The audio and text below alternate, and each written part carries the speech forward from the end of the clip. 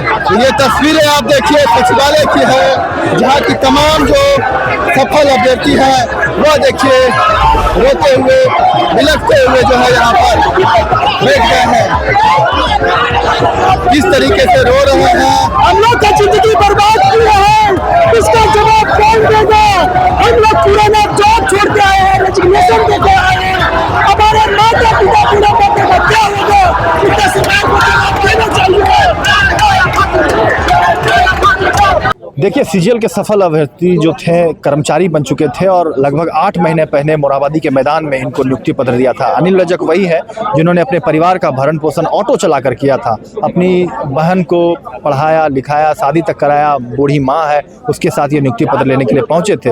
और जो आरोप लगाया गया कि लाखों लाख रुपया में सीट बेच दी गई, बाहरी को सीट बेच दी गई, इसका सबसे बड़ा उदाहरण देखिए कि अनिल रजक है। अनिल रजक किस तरीके से गरीबी ने की व्यथा अपने नियुक्ति पत्र में बताया था। आज अनिल का कहना है कि हम सड़कों पर आ गए हैं, हम घर परिवार चलाने लायक नहीं है, घर परिवार में चेहरे दिखाने लायक नहीं है, खुद को चलाने लायक नहीं है, खुद का खाना नहीं खा पाए थे से। परिवार तो दूर बात है, मैं खुद को नहीं चला पाऊंगा। मेरे पास एक ही सहारा यही नौकरी था, जब मुझे ये नौकरी मिलते ही मुझे जीने का एक उम्मीद बढ़ी थी। मैं अपने संघर्ष में इतना दब गया था कि मुझे कुछ आगे फ्यूचर की क्या जिंदगी मुझे समझ में नहीं आया था। लेकिन जब मुझे नियुक्ति पत्र मिला तो मुझे जीने का उम्मीद मिला। आज वो भी उम्मीद में छीन लिया गया। घर में माँ को बताया, बहन को, सबको पता है, सब सदमे में है। कितनी आज ज्यादा सदमे वो लोग ये है, उन लोग तो अपना गुजारा कर लेगा कि हम अपना गुजारा कैसे करेंगे। हमको तो कोई शरीर से भी वही बात है कि हम प्राइवेट काम भी हमको नहीं मिलेगा कहीं। शरीर से भी आपको क्या कुछ प्रॉब्लम है शरीर में? मेरे पास प्रॉब्लम है, और ये प्रॉब्लम की वजह से रांची में भी एक होता है कि रूम भी मिलना आदमी अलग भावना से देखता है। अब बिना नौकरी तो और भी हीन भावना से देखा जाएगा। कैसे तैयारी करते थे अनिल ऑटो चलाकर? आप घर परिवार भी चलाते थे, पैसे कैसे लाते थे, कब पढ़ते थे, कितने घंटे पढ़ाई करके एग्जाम दिया? पढ़ाई का घंटा का कोई लिमिट समय नहीं रहता था। जब गाड़ी चला के फुर्सत हुए, फ्री हुए, या गाड़ी चलाने दौरान भी अगर कहीं रास्ते में हम रुकना पड़ा धूप में कि अभी मार्केट बंद है तो 1 घंटा आराम करना है, उस समय भी हम कहीं गाड़ी स्टार्ट करके पढ़ते थे। आराम करने के बजाय पढ़ाई ही करते थे। आराम कहीं जिंदगी में है ही नहीं था मेरा। मैं पूरी जिंदगी संघर्ष में दबा हूँ और आज भी संघर्ष कर रहा हूँ। और अब भी अब आंदोलन सड़कों पर आ गए। हाँ, आज भी सरकार के नियुक्ति पत्र देने के बाद, उनके आश्वासन देने के बाद भी आज मैं अपने आप को सिक्योर फील नहीं कर पा रहा हूँ।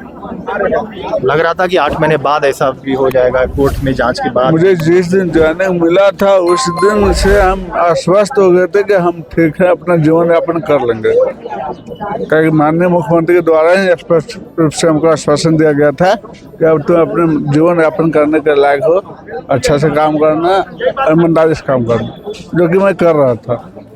आज भी हम अपने विभाग में एक होता सम्मान पूर्वक भावना से मुझे इज्जत दिया जाता था, क्योंकि मैं काम के प्रति बहुत लगनशील था।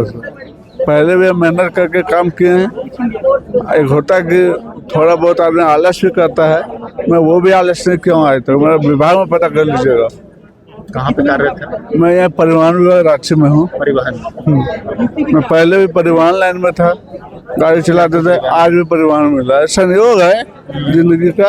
ऑटो चलाते थे आप? हाँ, मैं माननीय मुख्यमंत्री से आपके माध्यम से आग्रह करना चाहता हूँ कि मुझे मेरा हक वापस दीजिए, मुझे मेरा जिंदगी वापस दीजिए। अपने आश्वासन जो दिए थे उस पर मुझे डटे रहने दीजिए।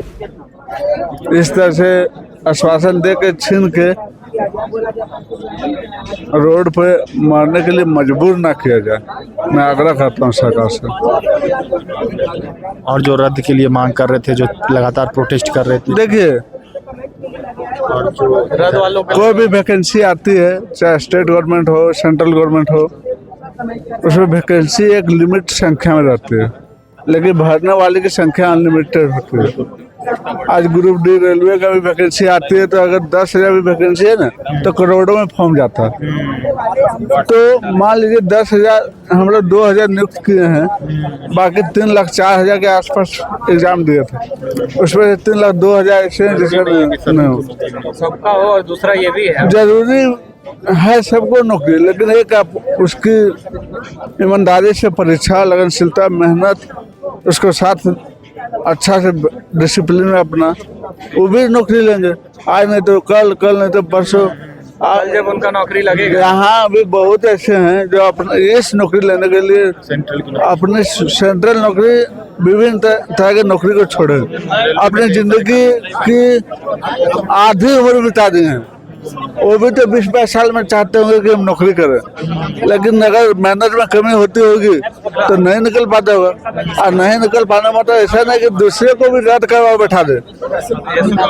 सरकार को इस बात पर सोचनी चाहिए कि मांगने वाला कुछ भी मांगेगा, आंदोलन के सिवा बोल देगा। अभी वो आंदोलन किया, धरना दिया, ठीक है कि रद्द करो। भीड़ तंत्र पर हावी हो गया लोग। हाँ, भीड़ तंत्र पर हावी तो हो गया, लोकतंत्र पूरी तरह हावी हो गया, लोकतंत्र पर हावी हो गया। हम जानते हैं कि अगर माननीय न्यायालय, उच्च न्यायालय, सुप्रीम कोर्ट के द्वारा जांच का आदेश दिया गया, ये भी लिखा गया क्लियर मेरा ज्वाइनिंग लेटर में है कि अगर आप भविष्य में दोषी पाए जाएंगे तो सरकार आप पे कार्रवाई करे। तो बिना जांच के रद्द क्यों? जांच कीजिए, मुझे दोषी साबित कीजिए। चलिए, दोषी साबित करने के लिए अनिल तैयार है। न्याय दो या फांसी दो के नाम। हाँ, न्याय दो या फांसी दो। न्याय दो या फांसी दो। कहाँ पा रहा है? एक अचानक भीड़ तंत्र को देख के आप ऐसा फैसला लिए हैं।